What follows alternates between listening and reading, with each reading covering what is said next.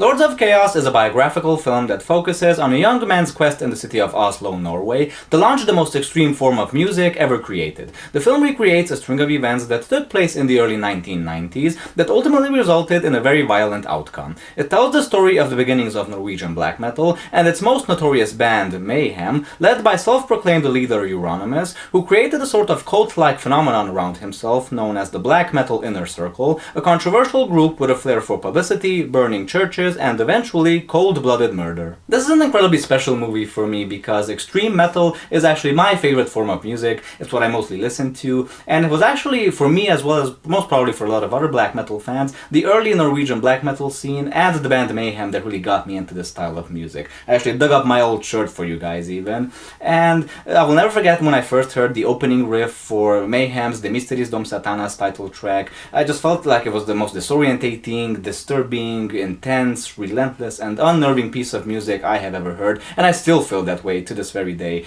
Or I'll never forget when I first heard Innoa Satana from Emperor and just feeling like overwhelmed with emotion. You know, it was the first time I discovered that extreme and the dark music can be so epic and can be so incredibly sweeping. So I think black metal is definitely metal's most peculiar and fascinating genre. I definitely think that there were a handful of those early Norwegian bands that really captured something quite magical. It was really an incredible artistic expression, and despite excellent black metal still being made to this very day, I don't think it ever completely lives up to the quality and to the magic that those early bands produced in Norway. But some of the people making that music, however, well, that's a completely different story. I just love the text that appears in the beginning of the film that reads based on truth, lies, and what actually happened. And what actually happened is basically everything in this movie. Yes, everything in this movie actually did happen in real life. There was a band called Mayhem, they were the first ones to play black metal in Norway, they were led by Euronymous. One of their singers, who was cold dead, actually was this very disturbed individual who had a fascination with collecting animal carcasses and self-mutilating on stage and burying his clothes so they would rot. He actually did end up committing suicide. Euronymous did open a record store and launched a record label, and he did end up being murdered by his collaborator and then bass guitarist for Mayhem, Varg Vikernes. So all of this stuff really happened. It didn't actually happen the way it's presented in the movie. Actually, there's a lot more that actually happened. Mayhem actually had several different vocalists who stayed on for shorter periods of time in the band, and their original drummer, Meinham, who was completely written out of the film, actually remained a very good friend of Euronymous all along until his death. It's this truth and the lies thing that's actually very interesting to me because, you see, the film is allegedly based on the book of the same title, Lords of Chaos, that appeared in the late 90s, but to me it actually seems to be based on much more than that. It actually seems to be based on pretty much everything and anything that has ever been said, that has ever been shown, and that has ever been known about this band and about what went on with them in the early 90s. There are several documentaries detailing this, and it seems that writer and director Jonas Åkerlund was actually a black metal drummer himself for a very short amount of time in the early 80s, and one of the genre's earliest and the most acclaimed bands, Bathory,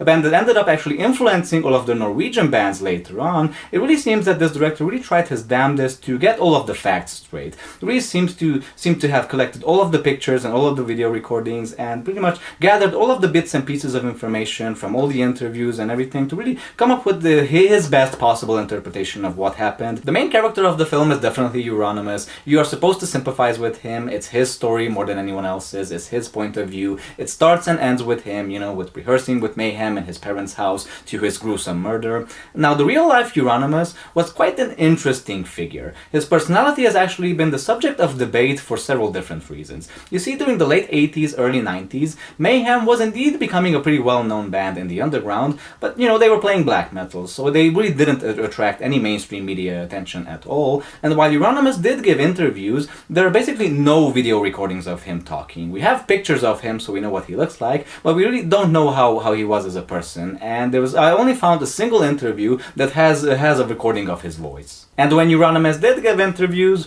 well, that's when things started to become really fucking juicy. You see, Euronymous was all about image and about controversy, and if you read his interviews, which I actually have, I actually tried to read every single interview I could find, you actually realize that he was all about contradictions as well. You see, he was someone who was known for making these extreme misanthropic remarks all the fucking time. He really wanted to present present himself as this extreme person with extreme views. He was known for having a fascination for communism, so he said that he supports the oppression of people by these communist dictatorships. Yeah, really fucking easy for you to say, Euronymous, all the way from Norway. He also wanted to present himself as this militant leader of this cult-like group known as the black metal inner circle, and he also oftentimes claimed to be against individualism and against happiness and fun and peace and compassion and all that. He really wanted to present himself as someone who wants to just spread hatred and evil and sorrow, and he even went so far as to give death threats to the people he didn't like. While all of this might seem pretty fucking sick and twisted, when you actually read some of the stuff he has said and when you actually truly think about it, you realize that it's much less this sort of evil, fucked up, twisted persona that he tried to present himself as, and much more juvenile angst, and much more sort of like this young man's attempts at attention grabbing, maybe for himself, maybe for his band, or maybe both. And this seems to be pretty much confirmed by all of the people who were closest to him, who do say that this image really didn't bear any resemblance to his actual personality. Now this includes original bass guitarist Necrobutcher, original drummer Meinham, who, like I said, remained close friends with Euronymous all until his death, Blackthorn, who was a frequent collaborator and who helped Euronymous craft some of the Mayhem riffs, and even Faust, who appears in this film and who works at Euronymous and worked actually in real life at Euronymous' shop. I just love the way they tried to tap into this in the film, you see, because allegedly Euronymous came from a very good background, he wasn't a drug user, and he had a very good relationship with his family and his parents who actually supported him and who gave him the money he needed to open his record store. And just as it is in the film and how allegedly it was the case in real life as well, he was so determined to act out this extreme role that he probably became overpowered by it. He probably felt like he couldn't escape it and pretty much became trapped in the image of Mayhem. And just as it is in the film and how it was in real life as well, while originally believing and claiming that black metal and mayhem should remain deep in the underground and should be played and performed for a select few of evil people, he later actually changed his mind and he actually wanted to sell more records and wanted the band to be noticed. Jeg tror at hvis Øystein hadde levd I dag, så hadde Øystein for lengst forlatt det der ekstreme greiene. Jeg tror han hadde drevet, om han ikke hadde drevet helvete, så hadde han drevet med musikkproduksjon, tenker jeg. Han hadde drevet sin egen virksomhet, og jeg tror han hadde gjort det jævlig bra. Og han hadde ikke bare produsert black metal, death metal band, han hadde produsert mye samtidsmusikk og slikt. Det tror jeg hadde vært Øystein I dag. Saying things like never sell out fucking sells. While I like the way Euronymous is portrayed in this film, despite the fact that it is obvious that he is meant to be much nicer and more pleasant than he was in real life, with Varg Vikernes it's a completely different story. Now what we need to know about Varg is that he was a fellow black metal musician who Euronymous kind of took under his wing a little bit and released his first couple of records with his solo project Burzum on his record label, and eventually offered him to play bass guitar in the Mayhem. Now in this film, Varg is presented as someone who is initially very socially awkward and who has a hard time fitting in, who really wants to befriend Euronymous and become part of his group, but really can't find a way to penetrate his demeanor. But when eventually he does, the tables basically start to turn, and Euronymous becomes this guy who can pretty much switch on and switch off this extreme persona of his, but Varg on the other hand doesn't want to, and he pretty much becomes someone who surpasses Euronymous in every single way. You know, releasing a lot more music on his own, saying and doing a lot of extreme shit, really being the one who's actually true to his worldview and the one who is actually adheres to a certain ideology. You know, his anti-Christian sentiments are very deeply founded, and in the film, and just as it happened in real life, he was the first one who actually started to burn down churches. I just love the way the film gets its facts right. You know, I've always imagined that with the beginning of the church burnings, their sort of dynamic actually did turn into this sort of rivalry, you know, like who can outdo the other guy, but I think the film stumbles mostly in its characterization of Varg Vikernes. You know, and contrary to Euronymous, who is not alive anymore, and let's face it, for those of us who haven't known him, we really don't know what he was like.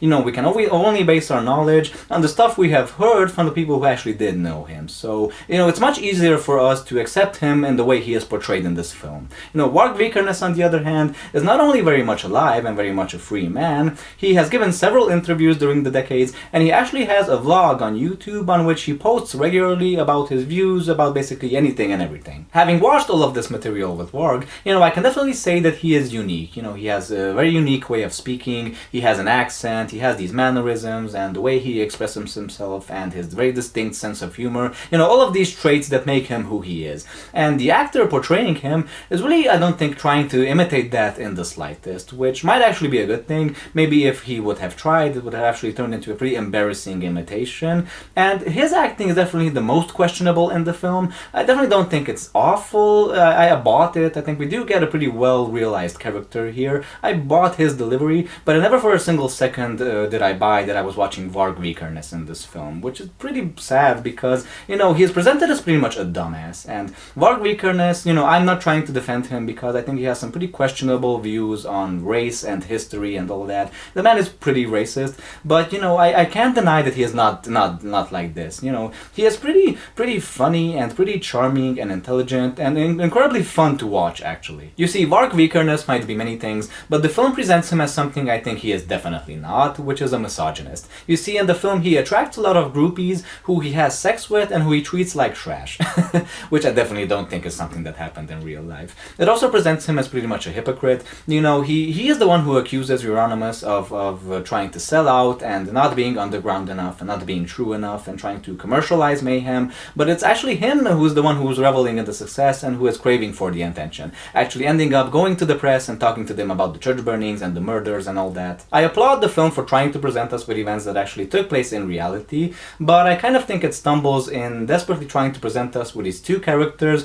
as being vastly different from each other, which I do believe that these two people were very different from each other in real life as well, just not exactly in the way that they are presented to us in the film. You know, Euronymous indeed was trying to be extreme for extreme's sake. You know, he had a big mouth and he took credit for everything without actually doing anything. He was a shitty record store owner and a shitty record label producer or whatever. Varg Vikernes, on the other hand, I don't think was just extreme for extreme's sake. I think he was definitely influenced a little bit by Euronymous, but the man is definitely very anti-Christian to this very day. He actually does claim that it was actually Euronymous who was holding mayhem back, and it was actually him who was trying to influence the scene a little bit more. And the Varg Vikernes, contrary to his movie character version, I don't think is actually socially awkward, and I don't think he had a hard time fitting in, because he actually did play in the band before he joined Mayhem. It was actually Old Funeral, in which he played with Abef of Immortal, of all people, you know? And that's another thing that bothered me about the film, is that we don't really get to see any other metal bands around. We get the sense that Mayhem is the only band playing black metal in Norway by this point, and if we think about the fact that the events of this film end in the year 1993, then that definitely wasn't true. There were already a lot of bands pretty much around. There were bands releasing demo tapes already, like Satyricon and Emperor and Enslaved and Stigma Diabolicum. The Dark Throne and Immortal already released their debut black metal albums, and even though we actually get black metal musicians being portrayed in this film, like Blackthorn and Faust, they are presented as mere brainless goons. They are not presented as musicians, so that pretty much bothered me a little bit. I think it's definitely disrespectful a little bit towards these guys. And the last things I want to mention is that I really liked the authenticity of the locations in this film. You know, having seen all of these photos, I can definitely say that they absolutely nailed the locations, you know, from where they performed to where they rehearsed and where they lived and where they hung out and where they ate, and pretty much everything is perfect about that in this movie. I also loved the editing. I think it definitely shows that Jonas Åkerlund comes from a world of directing music videos. You know, the film has a very alert editing, yes, it constantly keeps you engaged. There's always something funny or something shocking or interesting happening. And the very last thing I want to mention, which I think is absolutely the greatest thing about this entire movie, are the death scenes. There is one suicide and two murders in this movie, and I think they're absolutely executed with sheer brilliance and perfection. You know, as a black metal fanatic, I've known about these events and read about them ever since I was a teenager, but you know, it's one thing to read about it and to know the facts, you know, about a guy being stabbed, you know, like 30 to 40 times. It's another thing to actually see it, you know, to see the effort having to be put in that, and to see the gruesomeness of that, and to see what that implies. That was absolutely shocking to me, and I absolutely thought it was brilliant. So this film unexpectedly really worked for me in a very strange way. I definitely think certain things are exaggerated, like Varg Vikernes being presented as this very awkward and attention-craving, disrespectful, paranoid lunatic, and Euronymous being presented in a much more toned-down manner, you know, as being someone innocent who just had a big mouth. You know, certain people went so far as to say that they were quite relieved and indifferent when he died, so he couldn't really be all that innocent, in my opinion. But, you know, who knows? I mean, I would definitely recommend this movie. I don't know how I would recommend it to metalheads and how I would recommend it to people who are not really familiar with this story. It's definitely a strange experience, but hey, maybe go check it out. Thanks for watching. watching my review, folks, as always. I hope you liked it. If you have, don't forget to like, comment, and subscribe, and hit that bell and the notification thingy so you can see me later in other reviews. And until that happens, folks, what can I say? Thanks for watching, I love you for it. And until I'll see you again, don't forget to stay cool, stay awesome, and hail Satan.